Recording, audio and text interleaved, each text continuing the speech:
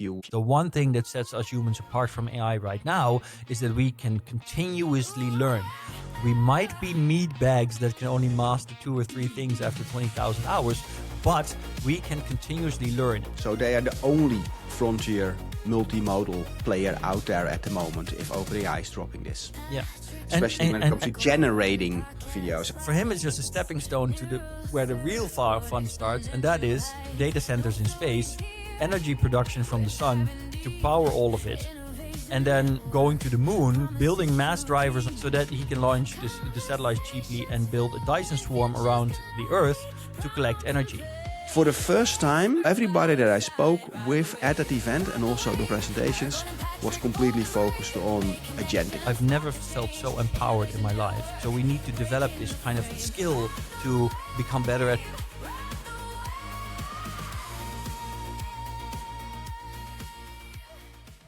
Hello everybody and welcome to a new episode of Singularity Service, where Patrick and Aragorn will talk about what is coming, what it means, and what to do. How's life, Aragorn?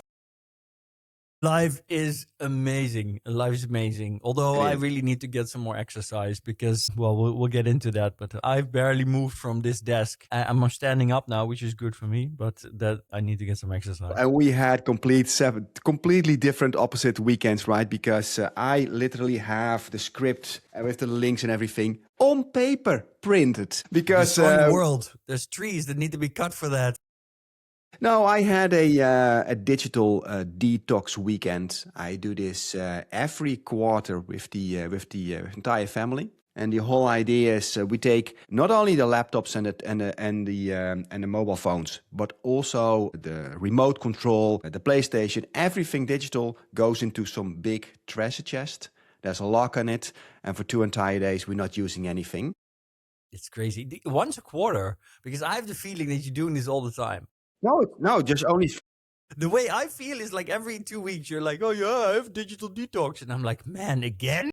No, that's just how fast time goes. We do it 4 times a year. No, exactly. And this time I really needed it. Now, pod, we talked about the exponential to-do list. That was the last episode, right?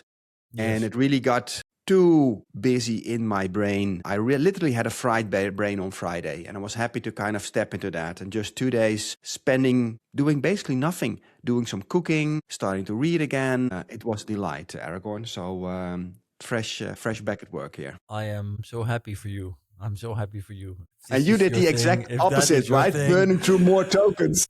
Yeah. It's kind of crazy. And I'm totally Claude Code. Like I made a channel on my Discord. I have a Discord server, right? And I don't tell everybody about this because I don't want everybody to always know where I am and to see what I'm doing. And I spend my time there. If I want a game, I'm there as well. So everybody can see what I'm doing. And I don't kind of want to have that scrutiny. But I made a special channel on my Discord server where my friends can find me. And it is called CC. Claude Code is crack cocaine. And that's because I am 100% addicted to it. There's no doubt about it. And I've even been really thinking about it. What is it that makes it so addictive? And whether it really kind of is the same mechanic that you have behind a slot machine. Every time you give it a prompt, it starts running. You even see it, because Anthropic made it. It says, razzmatazling or combobulating, and you see it running. It's almost like you actually see the slot machine running, and you're like, oh, what's gonna come out next? What's gonna come out? What is it gonna do? Is it gonna be the jackpot? Woo! It's really addictive. But unlike the slot machine, where the house always wins, Claude Code actually does some really good stuff if you know how to properly use it. And I saw some interesting posts online already about that, people making memes about people vibe coding. And then you see, I think it was a Family guy, Peter, is trying to get the window blinds done and he's messing it all up because whatever he tries to fix, he goes 2 steps forwards and 1 step back. But I think there's really different levels to it, and I've been incredibly productive. So that slot machine analogy, I like it a lot, because sometimes you are in a conversation and you ask something and you expect a result. You expect it to be like an 8 and then you get something back, and then there's something surprising in that. It's a 9 or a 10, something you couldn't even think of, or the look is even better, or the outcome is better, the answer is wonderful. That is that slot machine kind of effect, right? So you're expecting something unexpected, more intelligent output than the intelligence that you put in there. I like that analogy. I've been building a lot of stuff the last month, and I made a whole blueprint of it. And I posted this on LinkedIn, and people didn't initially understand what it was. So actually, I made another version of it that people can understand. I had Claude Code whip up a website called cute-brain.itsmrmetaverse.com, and it's a super cute website with toddler style graphics, cartoons explaining my whole artificial intelligence Claude Code setup. So it's a kind of a joke. So but all jokes aside, I made a blueprint. So basically, I have a setup now where my Claude Code acts as a CEO, and he can hire different department heads to do stuff. He even has a recruiter, Maven, who can specialize special profiles and hire those people. And that's how I get to work. So at one point this weekend or last week, I had over 80 AI agents working at the same time on something. And as you can see here, there's quite a lot of information here, but I built a voice interface so it can talk back to me and tell me what it did. I have a whole plugin ecosystem with all kinds of different skills and plugins that I use for writing code. I have a automation system. I have a system where all my 3 machines, because I have a laptop, a desktop, and a Mac Mini, can exchange information between them. And I've now also, for example, installed large language models, Gemma models, on all 3 machines for different purposes that I'm running locally to save tokens. So I could talk about this for hours. I keep all my information in my Obsidian Vault. It's all markdown files. I could talk about this for hours, but basically that's the gist of it. And the things that I do with that, for example, is I built this website for my Shenzhen trip to China, because I'm going to make a video series with DPK and BusinessWise. For that, I'm going to Shenzhen in 2 weeks. So I had Claude Code write me a whole website with 2 things: the trip itinerary, what we're going to be doing, but I also had it make a list of locations for us to go to do shots for the video series, right? So this is all automated. This was literally like 20 minutes work. How autonomous was this one setup? So if you did you then one prompt say, I go to Shenzhen, this is the dates, and give me this? I literally, no, it's even better, Patrick. I told it to, I said, I'm going to Shenzhen in 2 weeks. Go to my email inbox, read the emails by NL Robotics and DPK Media on the trip and everything that's in there. Look at my Fireflies notes from the calls that I had for the preparation of the video series, because we need the shot locations to record cool stuff on robotics for our video series. Make me the website. That was it. Yeah, it's fascinating. I have a similar kind of approach that I used for a workshop that I have tomorrow for a company called Hero. They are in food production, and I do a big workshop for different groups, and we give some homework to people about process that they want to improve. So my inbox kind of was overflowing with people coming back for, I like to do this and that, and it was really all over the place. Normally, it would take me a couple of days to kind of get it all together, think of what we should do, we should not do. I just asked Claude, read through all the emails, I give him one overview, and he spit out one PowerPoint and then some. That magical component also came out of it. Maybe you should start with this process and leave that process. All the thinker was already there. Oh, that's interesting. And there you go.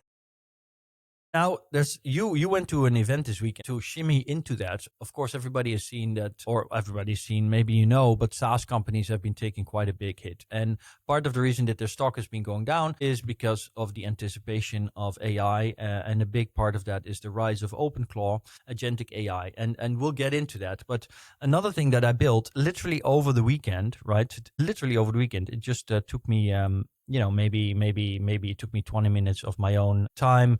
I had Claude Code do everything.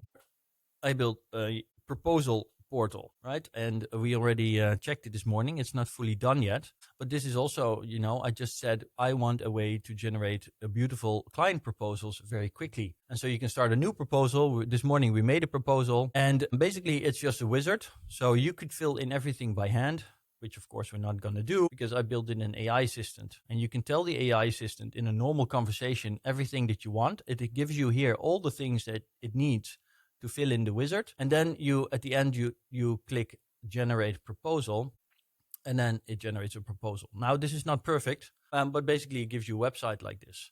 and everything's in there. And all the package this is not finished yet, but there's going to be the package, pricing, everything is going to be included. And another thing that I'm working on is that it will always automatically add a market intelligence report, the likes of which you used to pay 10,000 euros for to a McKinsey analyst, and you're just going to get that for free with our proposal.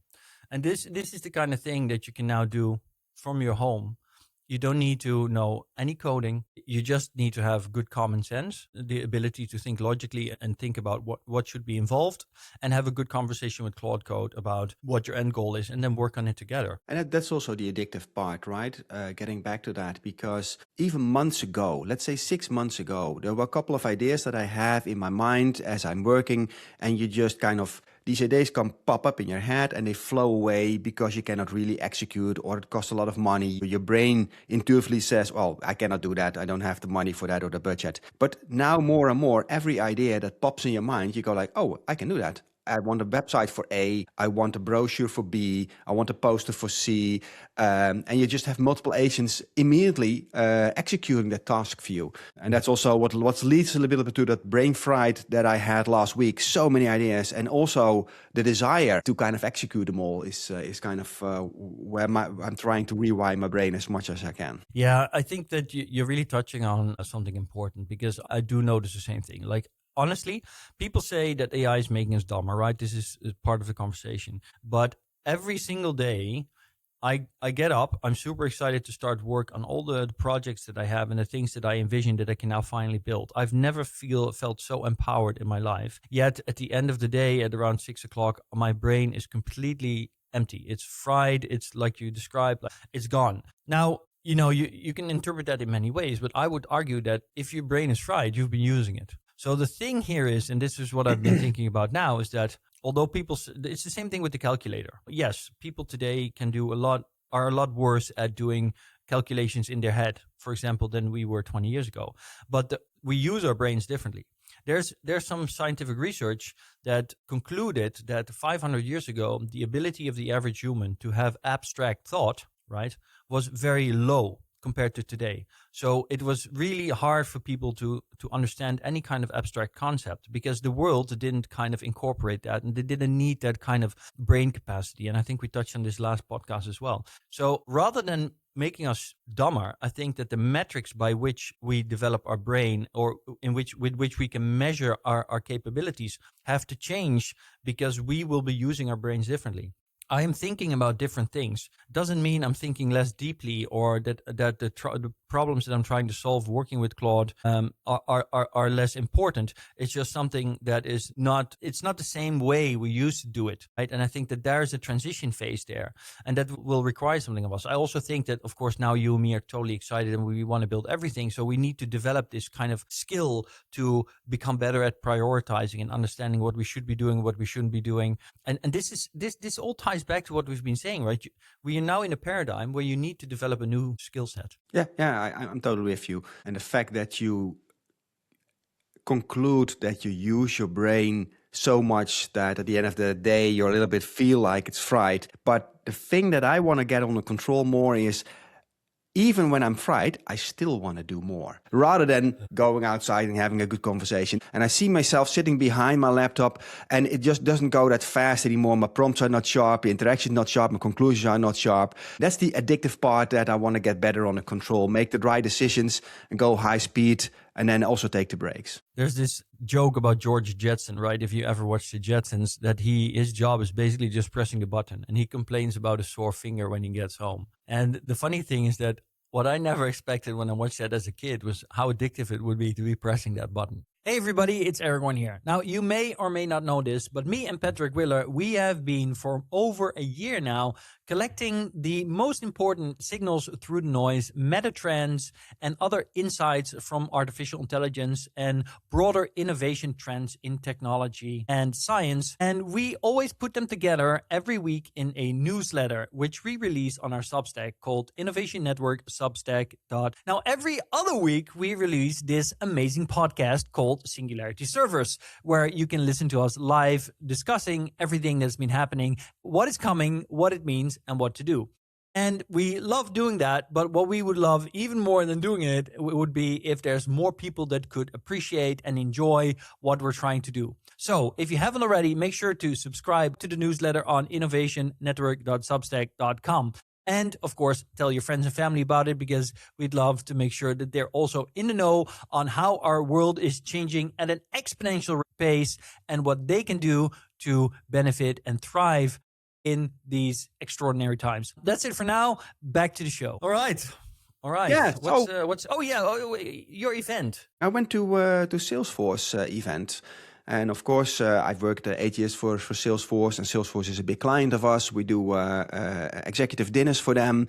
Always fun to see how this company is progressing and how they are staying agile with 80,000 employees or 70,000 at the moment in this whole pressure thing that is around the software as a service companies, right? The stock is going down. They have a culture that is quite heavy on a lot of people on service, a lot of people on sales, and even selling that as a product. And now they have to move to more the AI agentic period. For the first time, everybody that I spoke with at that event and also the presentations was completely focused on agentic, called Agent Force. But still, most of the people that I spoke with on the floor, everybody is experimenting in small teams still, and the adoption is still pretty far away from really using the agents like we do. But that makes sense, right? Because the way that we go wouldn't fit a large company that also has to look at the security of all the documentation, all these kind of things. They just cannot have that speed that we have in a small company. But the pivot and the enthusiasm of all the people in the space willing to experiment with agents is quite large. Yeah, but you made a very interesting comment there. I think that's so relevant. You said for these big companies, it's much harder to make that pivot because of all the risks involved, all the aspects that come to it.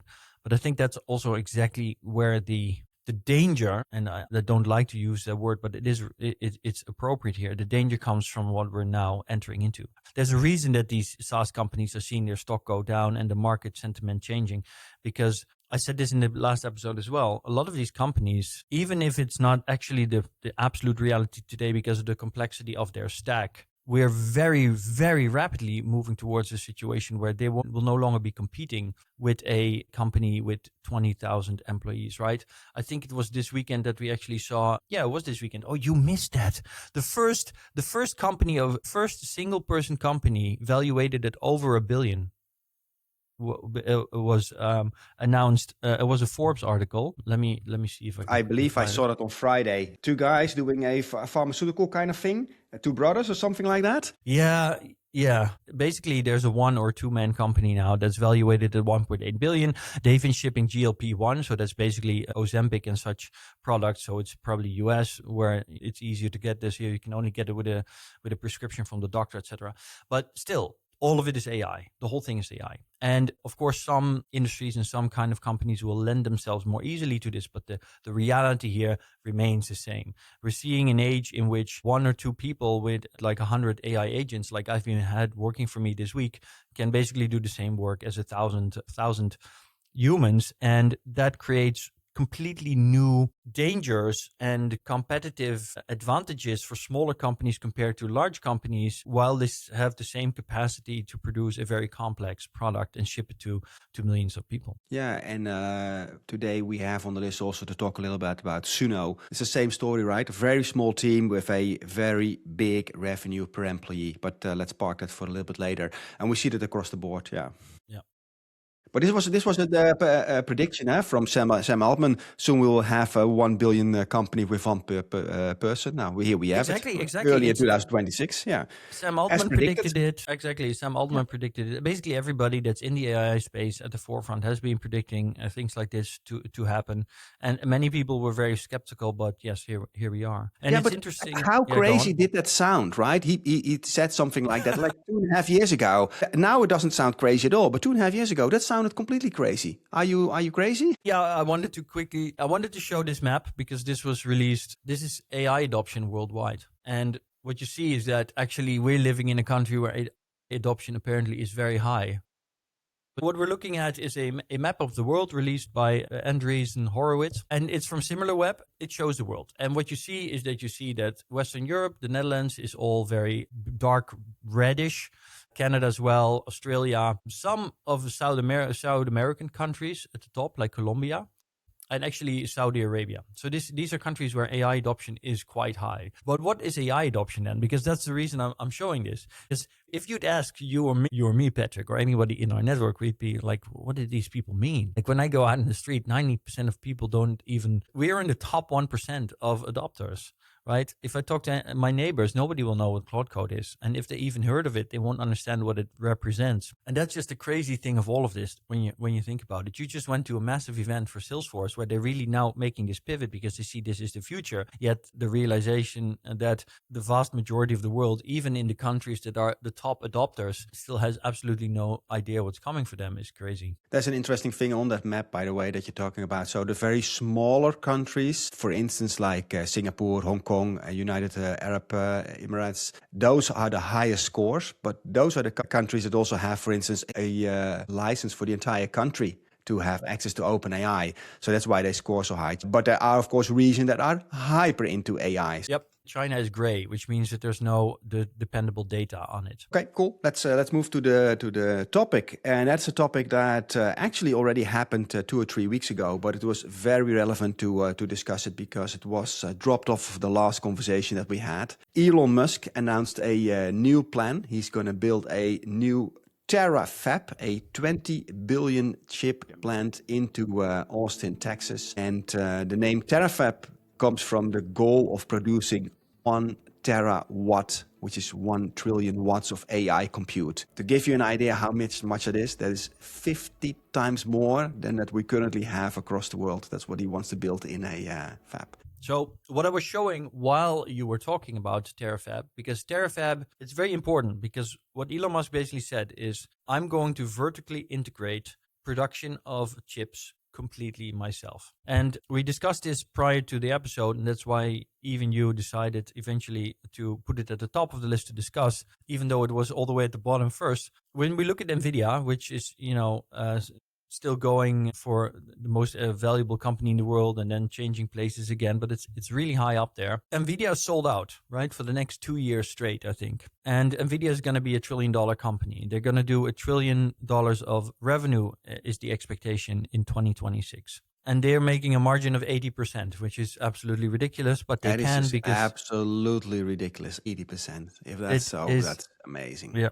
It's absolutely crazy, but that's the situation because they can get away with it. The thing here to realize is that for reducing prices to the benefit of everybody. Yeah, well, now the thing here is that, of course, apart from the Iran war and its potential impact on chip production, which I've written 3 articles on now so far on Substack. So if you're following the Innovation Network Substack, which you should, then maybe consider also following my Substack.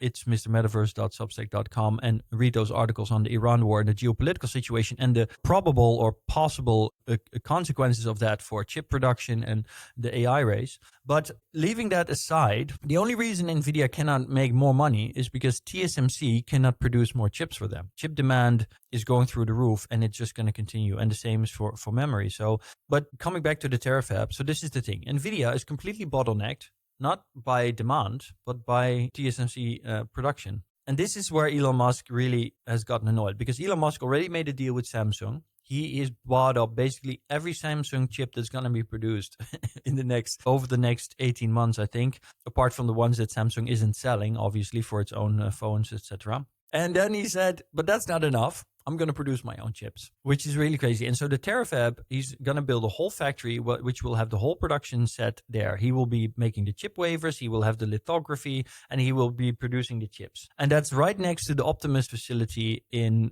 Texas, Austin as well, where he will be building robots. But the really crazy part is not the TerraFab, because the TerraFab for him is just, even though it's already a massive production capability, for him it's just a stepping stone to where the real fun starts, and that is data centers in space, energy production from the sun to power all of it, and then going to the moon, building, and that's what the video I was showing at the start, building mass drivers on the moon so that he can launch the satellites cheaply and build a Dyson swarm around the Earth to collect energy and to do the data center work. And you might think, wow, that's insane. That's insane. But the truth is that all over the world, also in the Netherlands, right, you see NIMBY come up. Not in my backyard. Not in my backyard.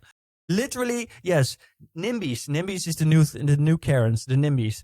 So literally... And we need to move to YIMBYs. That's what we need, more YIMBYs. Exactly. I mean, apart from the fact that modern data centers, and this is also something I really want to stress, people complain about energy and water for data centers, but the truth is that new data centers, not the old ones, right? But the new ones, they only need water once because they have a circulatory system that keeps recycling the water, right? So they don't use a lot of water anymore. So what people should really want is to build new data centers to replace the old ones, because then water usage will go down massively. That's one. Two, the economic value of having a data center in your backyard is gigantic. And in a world where jobs will go down, you want to have a way where economic value is in your neighborhood. So that's another thing. But even here at Schiphol, they wanted to do more data centers at Aalsmeerdijk, I think it's called. And the locals are complaining, oh, this is bad. We don't want this in our backyard, because people don't understand what's happening. But that means that in the future, we're going to go to space, because nobody can tell you that you can't build there. Energy is abundant. You don't need to depend on an electricity grid. And the only person that is positioned to do this, who has his own space company launching hundreds of rockets a year, going up to thousands of rockets a year, is, yes, hello, Mr. Elon Musk. Yeah, so very interesting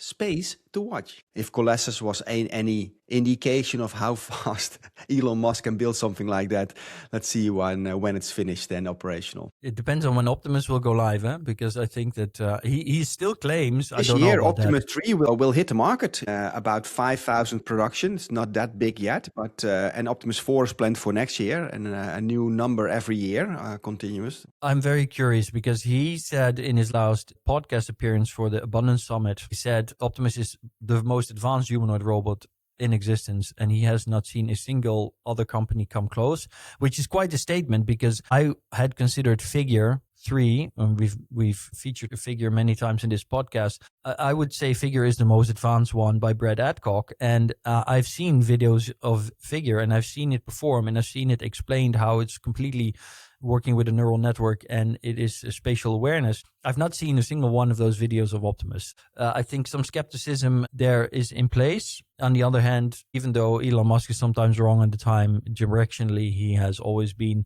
correct. And when people say, yeah, but he didn't build the boring company, then I think, come on, man, how many companies can one man lead? Can we be a little realistic? A lot, here? as it turns out. Yeah, but it's like people say, yeah, Elon Musk is a fraud because he promised us the Hyperloop and the Boring Company and he didn't do them. And I'm like, hello, so just because he did these two things he didn't do, everything else doesn't count? How does that work? But anyway, go on. Now let's pivot to some other news. In the past weeks, we had the announcement that OpenAI is closing down Sora. What they launched a little over 8 or 9 months ago was a social media platform where everybody with their own avatar could instantly create deepfakes. It was the first social media platform with only AI content. We have, of course, the Sora 1 and the Sora 2 video generator. Here in Europe, we never enjoyed that social media platform. We did have step-by-step crappy access Sora. After some months, we finally had it. Never really took off like Nano Banana took off. I'm not surprised that it is closing down, but there is more to this story, right? It's not just it didn't work, we're closing it down. There's more strategy behind it. Maybe you can elaborate a little bit on it. Yeah, there's a lot of aspects to this to consider, right? I think that got to keep in mind that originally OpenAI's first model that they went public with was, what was it called? DALL-E, that's it. DALL-E came even before ChatGPT. And it was a pretty big hit at the time. Now, if you look back at it, you're like, man, what a piece of shit. But, back then, this was state-of-the-art technology only 2 years ago, 2.5 years ago. And they always kind of tried to maintain that track of building models also for image and video. But apart from the hype, whenever they released some incredibly impressive videos, they never really got around to making a real consumer-ready product out of any of these. I mean, Sora was released, the videos were super impressive, everybody was super hyped, but then nobody ever got, even in the US, where they did have access, the access was horrible because it was expensive to use Sora. The queues were massive. Apparently, they didn't have the infrastructure to back it up because they were all focused on ChatGPT. So from that point of view, I think that for OpenAI, it makes a lot of sense to become a little bit more focused, right? And it now seems, you very adequately remarked on this in the prep for the show. You said it seems like they're going now down the same route as Anthropic. So the idea that, because you can see that for all angles, right? Yeah, absolutely. Anthropic is really gaining so much market share in the enterprise market now, and OpenAI is really missing that boat, and they are course correcting that.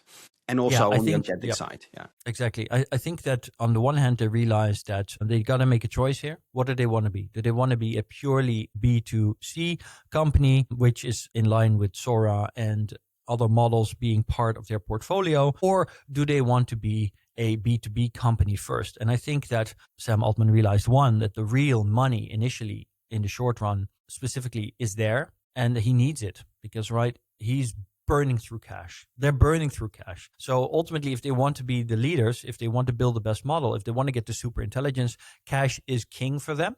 And that means that the consumer market is simply not as important as getting to the B2B market. And I think that is a big part of this decision. The other part of it is probably that I think they probably realized at OpenAI that Amodei and Anthropic got it right, that focusing on building the best coding AI that can basically write code, so basically really understand the language of our civilization at this point, of our technology, is the best and fastest way to recursive self-improvement for artificial intelligence, which is absolutely mandatory if you want to build a super intelligence. Because the one thing that sets us humans apart from AI right now is that we can continuously learn. We might be meat bags that can only master 2 or 3 things after 20,000 hours, but we can continuously learn. And as a general purpose organic machine, that makes us the most advanced piece of technology on the earth. And so if that is the future for AI, then that is something it absolutely needs. And going down the coding route is probably the best way to do it. Yeah, absolutely. And I've also looked back to all the keynotes, workshops, and conversations that we did in the past years. Every time you take something like Sora as something flashy that you show to executives, and they are always impressed by, oh, interesting, you can make any video of it, and that's interesting. But usually it's not their core business, right? Some marketing folks are interested in that, but the fact that you are stellar in coding and creating any application, that really has value. So it is all the text generation, all the code generation, those are more important. Same thing with the world generation, right? That's something that we, especially as Mr. Metaverse, care so much about. But when I show that to executives, they always go like, I said I can do a complete 3D world, but not there yet, right? These are things that are not catching on the average executive at the moment. Yeah, and of course it makes sense because, and I think that what probably really drove this message home also for Altman and OpenAI is the rise of OpenClaw, of course, right? OpenClaw changed the game, for all its downsides and its security risks, and the fact that you and me are both waiting for this to go horribly wrong at some point. It gave a very, very interesting insight, and it was a moment of an aha moment for the whole industry and everybody of, okay, this is what AI needs to be because that's what everybody wants, but that's also where the greatest value is. If I showed a little bit of what I've been doing with Claude Code, and this is not fully OpenClaw, but having an AI that can code and can actually do work for you and that understands that and can even build its own hands and feet, right? Because that's how you could look at it. It's a von Neumann machine in your laptop. Exactly. It's a digital von Neumann machine. That's a wonderful analogy there, because this can now build its own hand and feet. When I tell Claude Code, I want this, it itself cannot maybe do that, but then it can build the software that ties into it as a skill or a plugin to then be able to do that for you or to allow you to do that. And that basically makes it 100 times more powerful than just being a chatbot. And that's also what most people don't realize. Yeah, and via that route, maybe you will end up with something that is very strong in video or something else over time. That's also a possibility. And you can attest to this, me as well. I can feel it in my setup that it's growing more powerful and smarter. Well, absolutely, yeah. But I also tied Google into it because for image creation, image analysis and such things, the Google model, the Gemini models, and Nano Banana are now the best, basically, and the cheapest. And This is interesting because, and interesting because now OpenAI said we're not going to continue down the visual modality path as a focus like that. That means that now suddenly Google is the only big frontline corporation that is working in this space, and its competitors are all small incumbents. Yeah, that's a very important remark that you make there. So they are the only frontier multimodal player out there at the moment if OpenAI is dropping this. Yeah. Especially when it comes to generating videos. I think Claude is very good at interpreting images. They can do visual reasoning, but they cannot output it like Google can. Yeah, and it's expensive, because if you do visual reasoning and interpretation with Claude, it is like, easily 4 or 5 times more expensive than doing it with a Gemma model. Exactly. And we'll cover this later on as well. But I think that positions Google extremely well to be dominating, for example, AI on smartphones, etc., or at least Android phones and small edge devices, of course, combined with their new Turbo Quant technology and their 4-bit models, but we'll cover that later. Yeah, well, we dive into the Gemma release right now. Google has released Gemma 4. Some things to note about it: that is a very small model specifically geared towards running on your phone or on a Mac Mini, etc. And it's also open sourced via the Apache 2.0 license, so everybody can basically use it, can look at the source code. So this is another step into putting smarter models on a local machine and use them for whatever you want to create, basically. Yeah, so... Did you not download this over the weekend already? I did. I have it running. I have Gemma models running. So I have my Mac Mini there is running a Gemma model. Sorry, E4B, I think it is, which is rather small. It's kind of the equivalent of a Haiku model. So it's not super impressive for current frontier models, but it's running locally. Right? It's completely locally here and it's really fast for easy tasks. I'm using it. I have the same model running on the laptop, and then on my desktop, I have the best Gemma model running, which is 31B. And the way these models, and this is probably good for our listeners to understand, is that basically a model needs a certain amount of space, because the models basically live in your memory. This is why the prices for RAM and VRAM have skyrocketed, because to run models, they need to live inside of the memory of the computer. They cannot just sit on your hard drive, because then they cannot process the information. So that's why demand for RAM has gone up massively in the world, and that's why that will continue to be like that for a while. But that also means that there's now this kind of commercial, let's say, pressure to come up with ways to reduce the size of these models, because the only reason you can use ChatGPT or Claude from your home is because there's a data center out there where this massive model is running on 3 different machines, right? Because they can't even run on a single machine, and then you'd access it like that, because otherwise it would be impossible. So, and this is where innovation obviously always comes from. It comes from the pressures that are created. Exactly. Yeah. And so what Google is doing, which is super cool, they just released a paper called Turbo Quant. And what they're basically doing is they're traditionally, and don't think about this too deeply, but traditionally a lot of software was built in 16 bits or 8 bits, and bigger bits was usually better for all kinds of reasons. But the problem is that requires a lot more memory. That's all you need to know. And so now, because of this pressure, this kind of economic pressure as well, this scarcity pressure, they're trying to find ways to do the same quality output with a smaller number. So these models, the Gemma models, are 4-bit, and Turbo Quant, which is something the paper from Google was focused on, is about 3 to 3.5 bits. Now, that doesn't sound like a lot smaller than 4 bits, but you have to keep in mind that this still means an actual reduction of like 2x, so half the memory needed. And this means that you can build models that are... You don't lose half the intelligence. It's a little bit less intelligent, but it's still quite intelligent. That's the thing. Yeah, it's actually almost like magic, because what they're proving is that they can reduce the size and the complexity and the efficiency of these models by orders of magnitude, while maintaining, 90 to 95% of its capabilities. Right? And this is, of course, also in line with what we know from the human brain, because the human brain uses way less energy. Yeah, exactly. And that's that's where we need to go, right? That's where we need to go. That amount of intelligence for that amount of energy. Exactly. So this is a wonderful new path that is extending against the exponential improvement of AI, because maybe the models right now are not getting exponentially faster and smarter in compared to the last model. It's not like twice as smart, but what we are seeing is that these, in all other dimensions, these models are now catching up. And that means that in a very short amount of time, we will have models that are just as intelligent as, for example, Claude Opus 4.6 or Gemini 3.1 Pro, but that can be run completely local on your smartphone. And, you won't even need the internet anymore. And the implications of that are massive. They are massive, right? Because then you can put super intelligence or superhuman intelligence basically anywhere. You can in just a small chip, you can run it in any device anywhere. You don't need any cloud anymore. You can just locally have that and configure it ultimately completely to your personal needs with your personal memory. And it literally is that personal assistant that we all have been craving for. This is the step towards Jarvis for everybody to have it on their phone. And everybody has a phone. So within 1-2 years, this is for everybody at their fingertips. They can use it. Yeah, and that's good for energy usage, because that means that we'll have these intelligences at a very low energy usage. Of course, we will not start using less energy as humanity. This is the illusion that people have and why they protest against AI. Our energy usage is always going to go up, right? Yeah, it's not going down because we'll do way more with it and we have new ideas and we'll use more energy.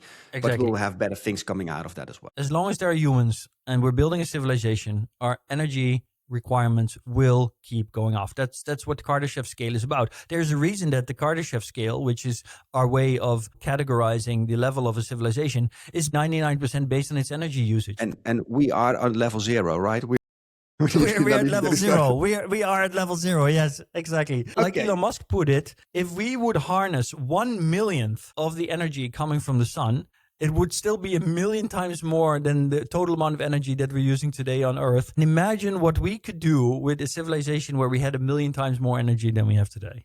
And that's why we're going to space, to tie it back to TerraFab and the moon facilities that we're looking at now. Okay, let's pivot to Meta. We have not talked about Meta for quite some time, but they have a new model. They have created an AI model of the human brain. They call it Tribe V2. And it's kind of it's the best way to describe as a digital twin of your neural activity. So if you would look at a video or see something, then your brain kind of changes a little bit. It's actually the bloodstreams that they are measuring, so they can kind of predict how you react to a certain video or a certain color or a certain object, etc. And it goes a little bit, it is not, but goes in the direction of reading your brain, right? And this is important because we'll move also quite quickly to brain-computer interfaces. The Neuralinks, which is now for 10 people have a Neuralink or something like that. But this will scale up also exponentially in the coming years. What are your thoughts on that? Well, I actually have something to show. So for those of you watching, and you can see the image, for those of you listening, this is a machine that shows a woman sitting up in a very large kind of pod-like seat. And there's a big halo thing, like a big MRI scanner just for the head around her skull, around her head. And this is a machine built by Meta that can read people's thoughts. And this is already 2 years old now, or at least they've been working on it for years. And it's quite interesting to know because this is related, because the Tribe model is basically a model that predicts your brain's responses to video, audio, and language. And the idea of that is that it's kind of a simulated MRI scan of your brain based on a limited amount of signals. And the reason that Meta is building is because they patented, just like Apple did, by the way, 2 years ago already, the technology to build AirPods that you use with your phone that can interpret your brain signals to send commands to your phone. And this all ties back to that because Meta has a massive research going on that is using AI to basically learn how to read people's minds. Now, this machine is not something you can take with you. It would be way too complex. But this machine that I just showed is actually capable of literally seeing what you are thinking of. Right? So it uses AI to interpret signals from your brain. And if you're thinking of a horse in a blue meadow with a red tree, then it will actually know that you're thinking of that and create that image based on your thoughts. So Meta is, and just to be clear on this, I know that a lot of people will think this is super scary, but Meta is far from the only company. Apple is also working on this kind of stuff. But a lot of companies... Snap also acquired a big player in this space. I once tried that device, and then you really had to think of certain shapes, a triangle or a circle, and then something happens on the screen. It's magical if you really feel that. Yeah, and in my keynote, I had a part which I haven't had in there for a year now, but initially when I was still also talking about the metaverse, there is already a gamer girl streamer who plays games only with her mind. So she basically has a device that she puts on that measures her brain activity, and then she learned how to play games. Of course, this is not just, it's not just Jedi tricks, and you think it's not so easy. She has to learn to think very specific things like roll left, and then her character rolls left, and so there's also some mental discipline involved there. I guess it's also for Jedi like that. The point is that this technology is really moving forward quite fast, and of course we saw with Meta with the glasses that we used to have that they developed this strip around your wrist, and this is also, of course, the same kind of technology. It reads signals from inside of your body, interprets them, and then changes them into commands or etc. And a lot of companies, and Meta is definitely on the forefront of this, are working on this because this is the next kind of foundational technology for how we interface with technology, right? And it is. Just imagine. So we talked at the beginning of the conversation about a fried brain, right? And that's in a situation where we just type and move to voice commands to Claude, do this, do that. But the moment you can literally have your idea directly communicated with Claude, man, that's going to be something else. That is 10xing that speed or even further, right? Let alone the conversations that we can have with each other in that kind of thing. It's that will. We've seen nothing yet. This wave that we're currently in with AI is nothing compared to what will then happen with humans, how humans behave, how businesses will be built. Yeah. Talking about building businesses, this is a tool that is very important, right? You can put somebody in a virtual space, in a store, for instance, and see how a person would react to certain shelf space or whatever, and have it all simulated, like a flight simulator, basically, how you train a pilot. You can now put a consumer in there and train it with any product. That is the future of how you do A/B testing on consumers. Yeah, and the thing with a smartphone is that it's a wonderful device, but it's very limited in basically the raw, bits per second that it can push through from the human to the machine, right? Because we are staring at a screen and we need to use our thumbs to type stuff. And basically we have very low bandwidth in the amount of information exchange that we can do per second. And this is really limiting us. And all of these attempts, just like Elon Musk's Neuralink company, right, which basically builds a chip straight onto your brain, the whole idea is to significantly improve the bandwidth that we can have between the brain-computer interfaces, be them invasive or not invasive, to allow us to have a far faster interaction with our digital counterparts, with our AI, so that we can fully integrate them in our workflows, in our thinking.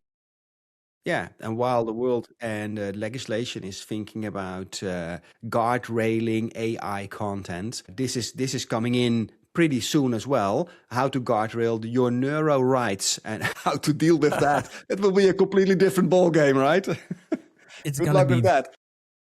Going to be very important. And I think once again here, so Apple is working on a series, Neuromancer, which is the adoption of the William Gibson novel Neuromancer, which is the seminal cyberpunk science fiction novel that everybody should read if you want to better understand the future of the metaverse, AI, and some parts of our own reality. Of course, it's not 100% match. Yeah, go and watch Neuromancer when it comes out. I would argue, I think Apple TV does a great job always with these series, so I have full confidence it will be very good. And go and read Accelerando. Of course, I've mentioned that many times before. So let's pivot to the next topic. This is something that is, if I see something like that, I'm always so interested, because as a music lover and DJ, I always follow all the AI music generation news. And now there was an article about Suno. We've talked about Suno many times. It's an application where you can create your own songs. There's a studio. You can really go deep if you're a producer. But they have reported some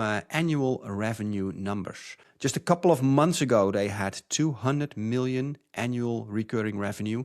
And now they have 300 million annual recurring revenue for 2 million paid subscribers. And here comes the catch. They are generating 7 million songs a day. In my opening of the keynote, which is the same opening as my book, I have a prelude in my book where I write about the fact that the first sound waves were captured 150 years ago. That was the first time we were capable of capturing a sound wave.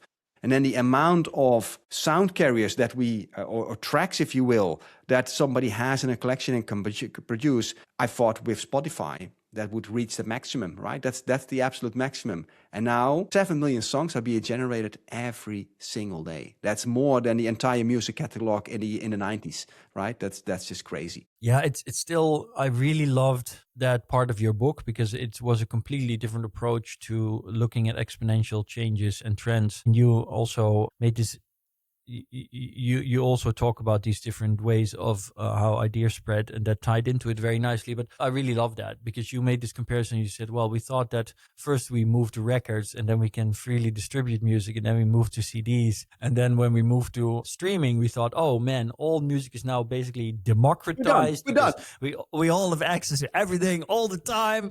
We're done. And then, no, we can still break down music to first principles. And now instead of having songs and albums from artists, we can basically generate our own custom music all the time.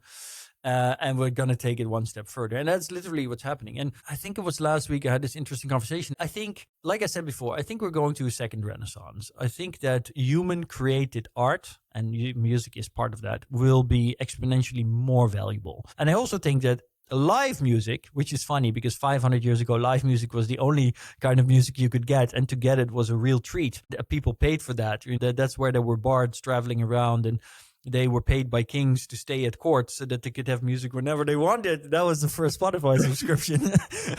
And now we're basically going to go back to that, I think, because you can listen to music anytime you want. You can have it generated by an AI. And I do that a lot, by the way, right? If it's just background music, if I'm working and I just want to get into the flow and I don't want something that's too obtrusive, I want something that really makes me feel good, gets me in the flow, I use AI generated music.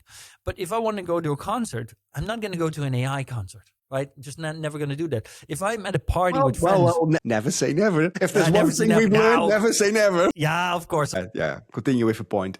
Yeah, with Poe. Yeah, but I think when we have parties in the future, you'll still want like a Patrick Willer. What was your DJ name when you were younger? Patrick Willer was my DJ name. Yeah, Patrick Willer. Okay, so you still want a Patrick Willer to come and play at your party, right? Because you want somebody there to interact with, to feel special, that is something unique that other people will not have. He created a live set right there. Nobody else will ever hear it. And you still want, things that are pop culture of the moment, right? There's always going to be some kind of, maybe that could be an AI artist, I guess, if there's an AI artist bringing out a hit song that everybody's listening to. What a DJ is very good at is seeing the crowd and having experience and a sense of what the crowd needs at what moment. I can envision something with all smartwatches and etc. measuring heartbeats and emotions that goes automatically, that some kind of AI could over time feed that perfectly as well. Now we need a drop. Now we need something cinematic, now, including there are some ways to really get to an AI kind of DJ. Yeah, well, this is a very good one. Of course, ultimately we can do that, but I do believe that there will be a place for even kind of pop culture, right? It's nice that you have an AI generating music for you, but if nobody ever heard that song, you cannot jump in the air to it with your friends because it comes on like it used to be on the radio, right? So you still want that shared experience, that human shared emotion of having a shared interest or something you like, and you cannot achieve that with AI stream music. So there's definitely use cases for it. But ultimately, I think that there will still be a place for uniquely crafted music, even if it's technically less good, doesn't matter. That will tie into human emotion, and therefore human-created art and human-created scarcity in that sense will always have a place. Yeah, and that is also what the numbers that Suno is reporting kind of underlines, because this is not just a small tool that people sometimes make a song with. This now is a entertainment subscription, like your Netflix subscription, where you kind of create your songs, remix your songs, make your songs. And people ask me, do people really listen to that stuff? Well, obviously they do. Have complete playlists created by Suno that they just have as background music, or they use it like a radio. And that's a completely new category. And we're very well done from Suno for creating that, because we just talked about OpenAI. They were not able to do that with a similar kind of entertainment tool with AI video. which has a little bit of audio in it, not musically, but I saw some videos where drums were pretty accurate. Suno did pull it off to get a consumer product in AI. So kudos to them. In fact, I've already caught myself because I listen to Spotify a lot, and I have it always turned to the setting where it automatically adds new songs to my playlist that in line with what I listened to before. And I've already found several times that I was listening to a song I really liked, and then I went to look for it. And I was like, I just had this inkling of a feeling, right? Because, especially people like you and me that are really into this, we're still kind of sensitive. We can tell sometimes when it's AI, right? There's still like sometimes this uncanny valley, but it's very tiny. So I'd be like, man, this sounds like an AI generated song, man. And I go and check, and the artist is literally like 2 months old. The artist doesn't exist anywhere else, only on Spotify. So all the telltales are there. This is just some person who generated a song on Suno and just is publishing those on Spotify to make a few quick bucks. And how difficult is it for Spotify to filter all that out? They have removed 70 million tracks in just 2025. Just imagine what kind of engine they need to kind of cut the crap from reasonable good music, and what will the strategy be? At one point in time, they might be overflown with AI music, or maybe they label themselves only human created or a mix. I don't know where it goes. This is exactly the point. And this is why I think that ultimately things like copyright won't hold up. It's not a matter of whether we want it or whether it's good for the economy. It's a matter of the sheer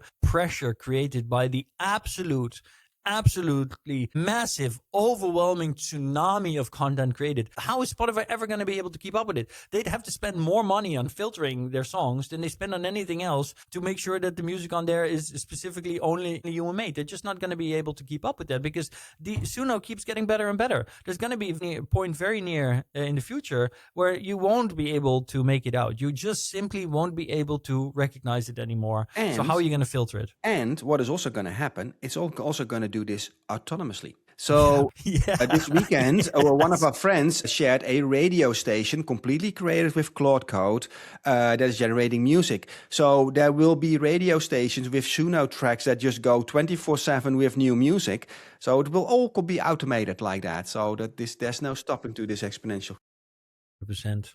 And honestly, I don't care because there are songs that I really lose my mind to that are so good from Suno already. So this leads me to another article that I saw on X that in the ARC report it was mentioned that AI is currently creating more written content than humans created. So we're past that point. But this is interesting, right? So for written text, we've passed this point. For music, it can be that far away in this speed. It has to kind of happen this year. For writing code, it is to be predicted in 2029. There will be more code written by AI than by any human before. And I think 2029 is too far in the future. There will be earlier. So that's basically how AI will create way more content than any human has ever done in history, right? And you also have a bit about that in your presentation, I know. Yeah, I'm sharing the charts. For those of you listening, we're looking at two charts here.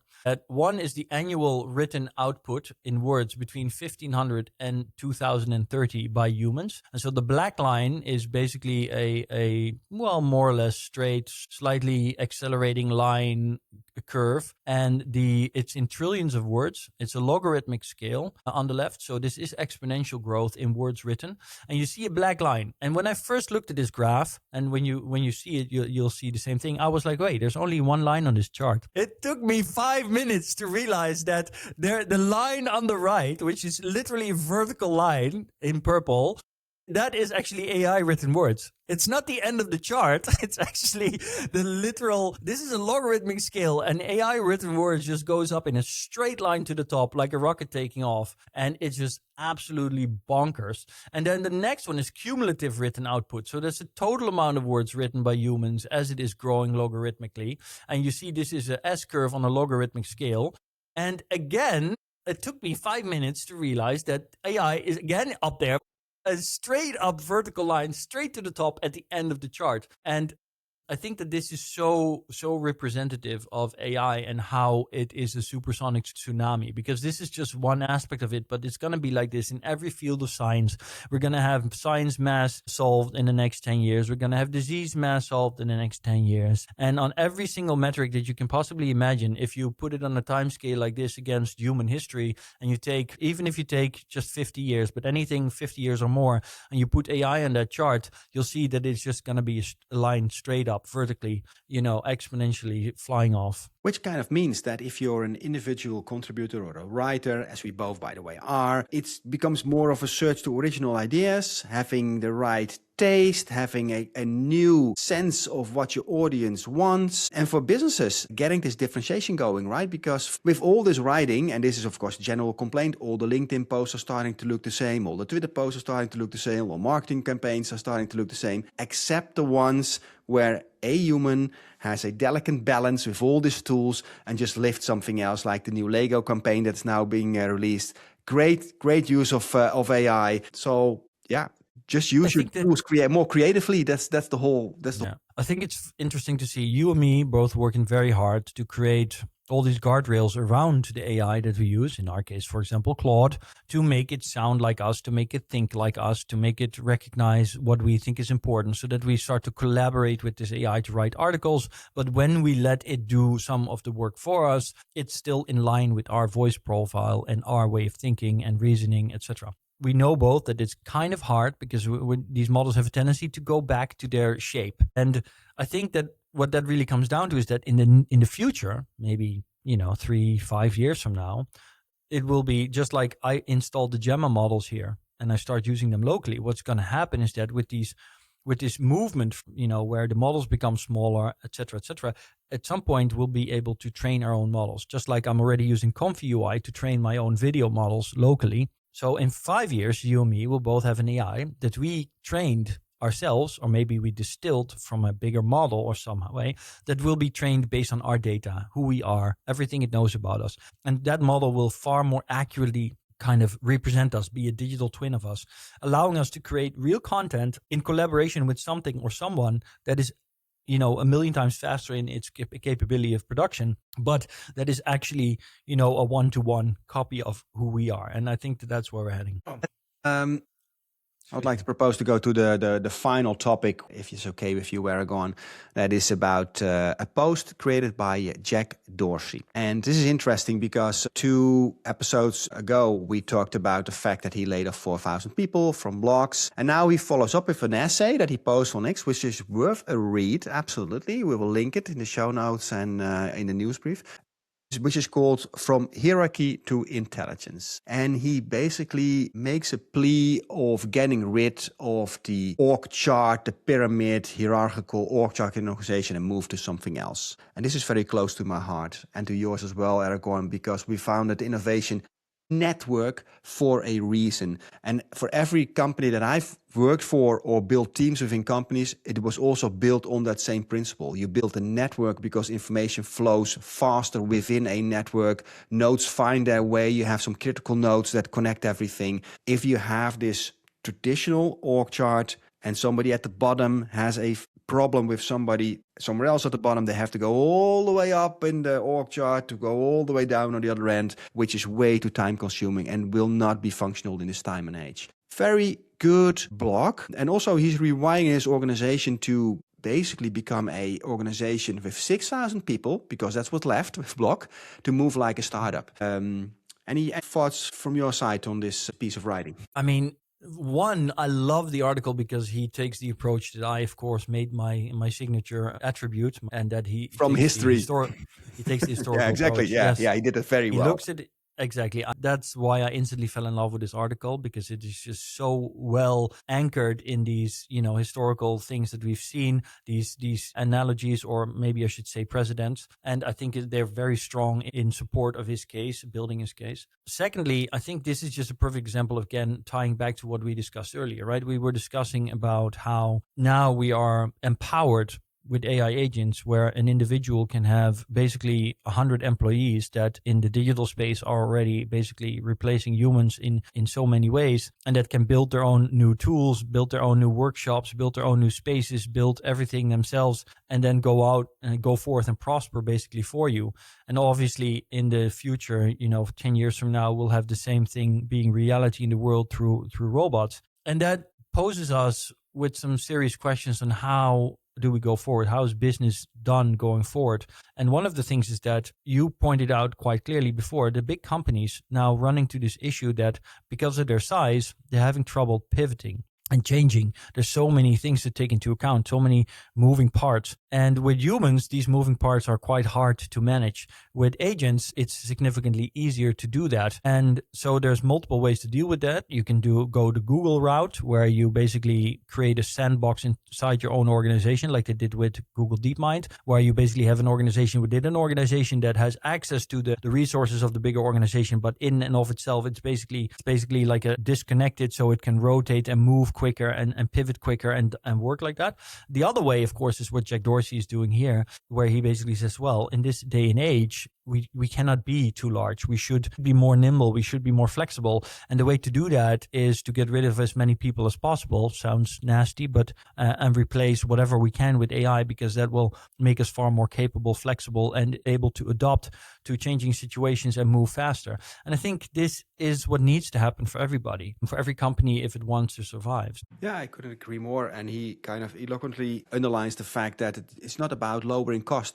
Firing people is not lowering cost. It's about faster learning, faster building, faster delivery, better customer satisfaction. And what's also fascinating, he is thinking this through, they're experimenting with it, so it's not final, but he lands on 3 job categories, basically. The only 3 job categories that he wants is a builder, an owner, and a coach. People who build, people who take responsibility, and people who kind of have experience and coach. That triangle is where he kind of focus on. So I'm really curious on where this is heading. But also, I think this story that he just writes out, part of it is playbook for what we already have with exponential executives, right? We talked about it in the last episode together with Jelmer. We have a new proposal that we have as an offering from Innovation Network. One is on executive level, a full day mastery of vibe coding and understanding this exponential shift, and then also feeling it, experimenting with it yourself, having your fingers on the button. And we have an addition for managers. And this is a big part of it, moving from a hierarchy to an intelligence, using your agents as an intelligent layer, and what is the culture change within the organization. So if that's something that interests you, do sign up for more info on one of these proposals. Yeah, you've said it. I think that, yes, our middle management kind of version is called Vibe Code Masterclass. That is necessary, but it's also misleading. And I've pointed this out before. The term vibe coding gives the impression that this is something that's relevant if you're a software developer or if you want to learn how to code. And it couldn't be further from the truth. This also ties back to what we discussed about Anthropic and the models and where they're shifting. The truth is that what we found is that a lot of these models are just really good because they natively understand language and natively understand coding. And because coding is the language of the modern world and our civilization, to fully master the digital world, and therefore to fully master the future of any company, any industry, which is agentic AI, you need to understand how to work with them. You don't need to understand the language because they do, and they can act as translators, but you need to understand how to work with them. And that's what the Masterclass and Exponential Executives is about, because we wanted to not just talk about it in our podcast and in our keynotes, but we wanted to help companies and leaders on any level and professionals on any level to be able to kind of make that transition and understand what they can do. So that's absolutely. it. So thanks, Aragorn. It was again a very interesting conversation. This was a good one, wasn't it? Yeah, it's always cool. And thank you, listener, as well for tuning in to us. We will keep track on what is coming, what it means, what to do. Don't forget to subscribe, but also this time maybe you should take a visit to vibecodemasterclass.nl. So one word, check it out. Let us know what you think and if we can help you in any way. Other than that, like they say in the Netherlands. See you later.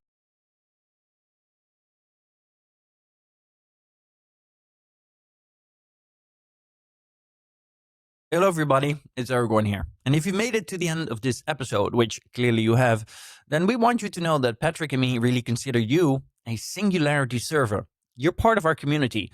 Now, if you haven't already, that probably means you want to sign up for our weekly newsletter and our bi-weekly podcast on innovationnetwork.substack.com. That's innovationnetwork.substack.com. Now, of course, we're also on your favorite platforms, Spotify, Apple Podcasts, or Amazon, YouTube, doesn't matter, you can find us there. Another thing I'd really love is if you would leave us your thoughts on everything that we discuss in our newsletter and every episode. And of course, if there are things that you think we really should discuss in future episodes, make sure to leave that in the comments as well. We'll check all of them ourselves, and there's nothing that we love more than to engage with our community, the people in it, and their ideas. We really hope that you enjoyed this and previous episodes, and we really, really look forward to seeing you in the next one. That's it for now, and of course, like they say in the Netherlands, see you later.